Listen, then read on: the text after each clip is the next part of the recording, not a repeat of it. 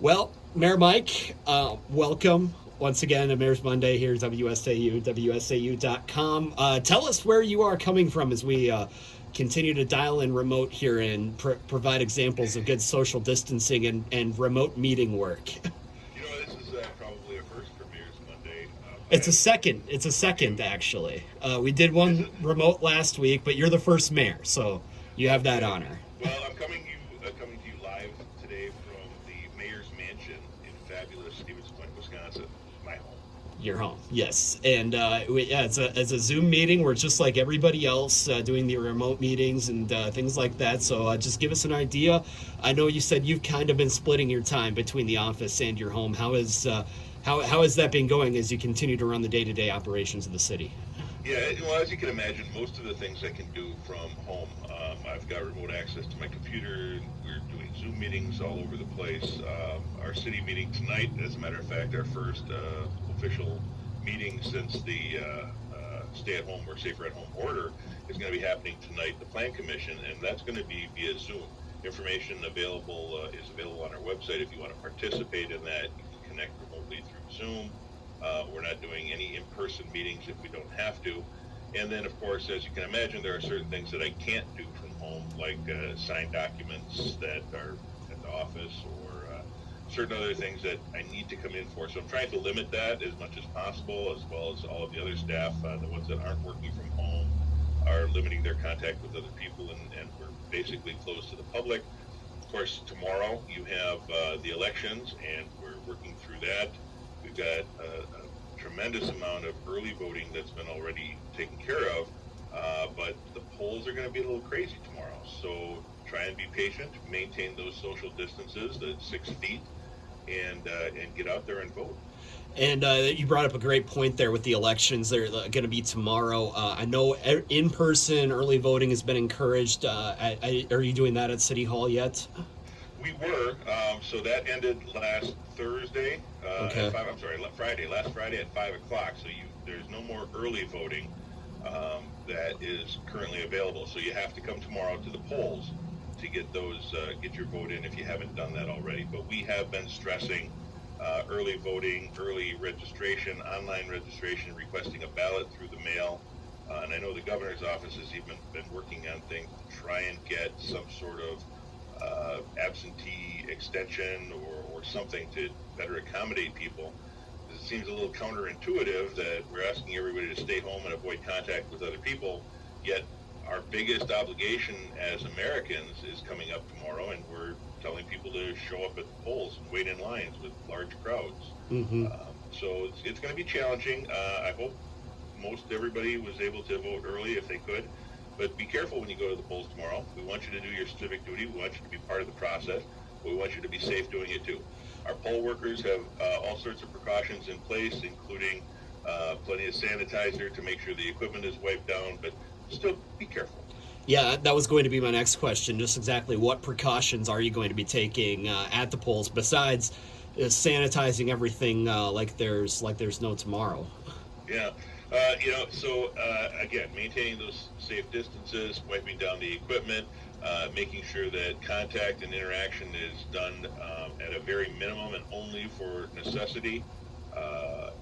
Just general precautions that come through the CDC, the World Health Organization, the governor's office, and everybody else on the planet that I've been talking about for a couple of weeks now. Yeah, absolutely, and it's something that we're all dealing with here together in the same boats. I know, just in talking with you in the past couple of years, you've always been one to emphasize making sure you're taking care of your neighbor, taking care of those that are in that vulnerable population. I mean, have you seen that going on in the city here recently? You got any stories like that you'd like to share with us?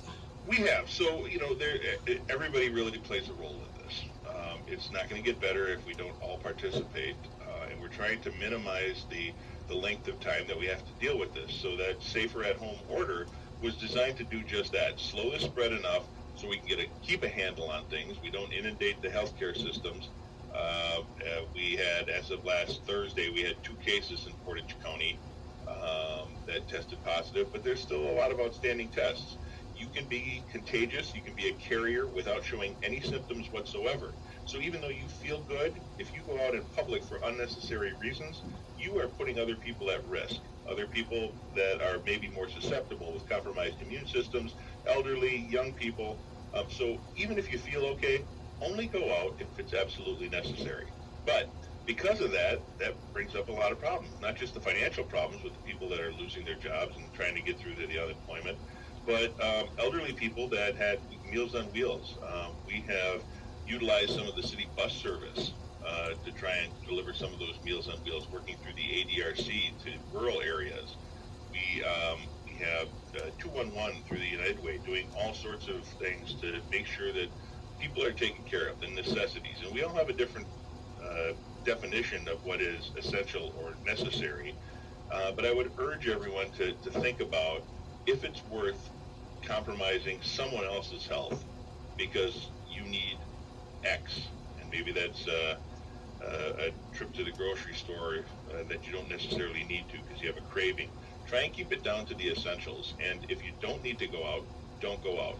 We've had people inundating hardware stores because they're at home now, so they want to get some of those projects done that maybe they've been putting off. The weather's getting nice, so they're going to hardware stores or do-it-yourself stores and buying things for their project.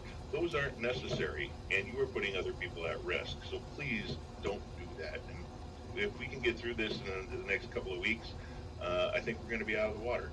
And one thing I heard the Marathon, our public information officer here with the Marathon County Health Department say is every time you go out, because we've got evidence of community spread here in Marathon County, part of the reason that we're doing this via Skype, because obviously I live in Marathon County and you don't, so that's part of the reason we're doing it this way. Every time you go out, treat it as if the virus is around you and you have come in contact with it. Is that something that you'd like residents in Portage County or in your city, I guess, you can't speak for the whole county, but still to a mentality for them to take? That's a good way to look at it, but what I would suggest is that people consider, imagine you already having it. You are contagious, okay? Think of it that way. Not that someone else is there and you might catch it. Think of it that you are, and by going out, you could potentially be putting someone else's life at risk. And is it worth it? Mm-hmm. That's the way I would say that people should be considering it. Well, we don't want to talk about the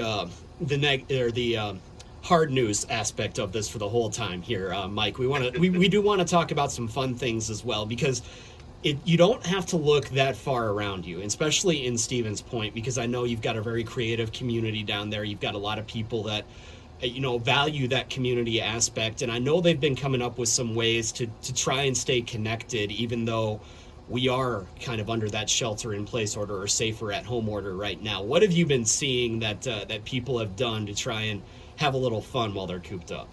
That is something that always impresses me with this community. They have done a couple of things. Last Friday, for example, we did something we called Friday Night Lights, where because of all the sporting event cancellations, the youth sports and those high school students, junior high students that aren't able to compete in their spring sports, some of them are seniors. This would be the last opportunity they have, and they've been canceled. So what we did is community-wide, and I talked to Dan Mahoney and Tom Davies in the village of Clover. We got youth soccer on board, Spash, all of the community are going to turn on all of the stadium lights at all of the outdoor sports facilities. We did that last Friday, and then we had the community members, individual community members, turning on their front porch lights. So if you wanted to, you could take a drive around and know that each light represents someone who cares and understands that you're very disappointed because you aren't able to compete in your sports. They've been doing other things too. The Business Council helped us out with a little bit of a traveling scavenger hunt. People are putting things on their sidewalks or pasting things up in their windows, so when you drive around or bike around or walk around, it makes it a little more interesting, especially for the young people. Our parks remain open, but our playground equipment is closed, the skate park is closed, any place where there's surface contacts of other people.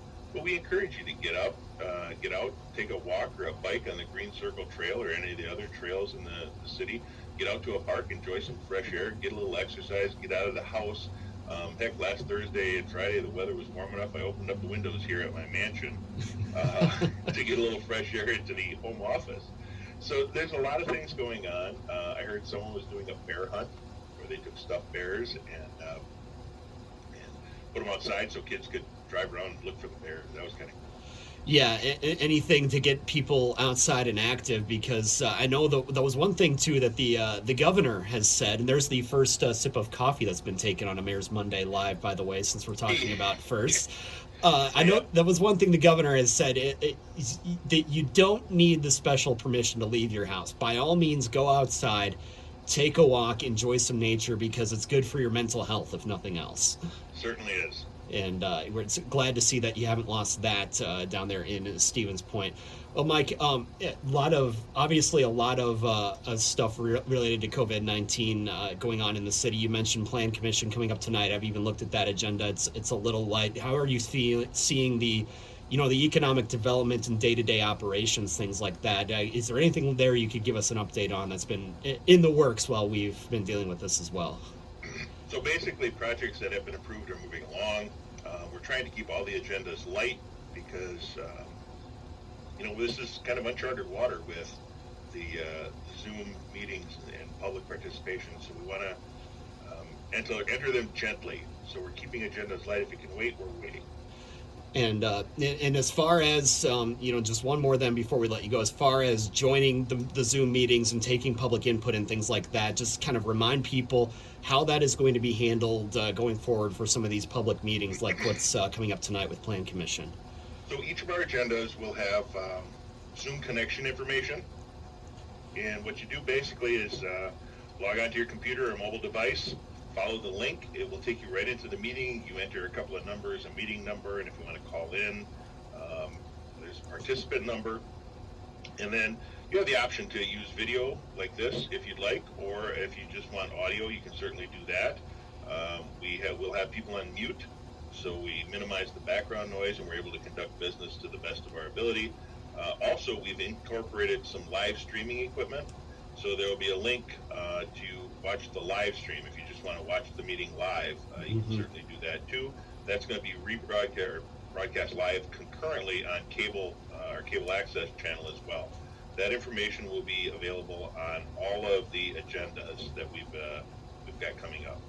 And so thankful for high-speed internet at home these days, correct? That's a big challenge because those people that live outside the city or maybe chose not to have internet at the time puts them at a pretty big disadvantage when something like this happens. And we're trying to be cognizant of that. And I know that Charter and TDS and some of the other providers have been going to extra measures to try and make sure people get the access that they need.